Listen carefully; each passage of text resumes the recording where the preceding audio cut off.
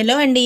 ఈరోజు చింత చిగురు మెత్తళ్ళు ఎలా చేయాలో చూద్దామండి. ఫస్ట్ అయితే మెత్తళ్ళని తలా తోక తీసేసి ఒక 10 మినిట్స్ అలా నానబెట్టుకోవాలండి. తర్వాత ఉల్లిపాయలు పచ్చిమిరపకాయలు కట్ చేసుకొని పక్కన పెట్టుకోవాలి. 10 మినిట్స్ నానిన తర్వాత శుభ్రంగా కడుక్కోవాలండి. దాంట్లో ఇసుక వస్తుంది. సో 4 to 5 టైమ్స్ అలా కడుక్కొని పక్కన పెట్టుకోవాలి. నెక్స్ట్ ఒక ప్యాన్ పెట్టుకొని పోపు వేసుకొని కొంచెం కరివేపాకు మనం నానబెట్టుకున్న మెత్తలను కూడా వేసుకొని ఒక 2 to 3 మినిట్స్ అలా వేయించుకోవాలండి. వేగుతున్నలోపు ఓ పక్కన చింత చిగురులోంచి కాడలు అవి తీసేసి మెత్తగా నలుపుకోవాలండి. తర్వాత అవి కొంచెం వేగిన తర్వాత ఉల్లిపాయలు పచ్చిమిరపకాయ ముక్కలు వేసుకొని కొంచెం ఉప్పు పసుపు వేసుకోవాలండి.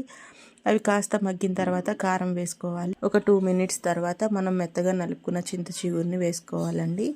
నాకైతే ఒక 1/2 kg పట్టింది. ఈ కర్రీ అనేది 2-3 మెంబర్స్కి వస్తుంది. మీ తర్వాత క్వాంటిటీని బట్టి పెంచుకోవచ్చు.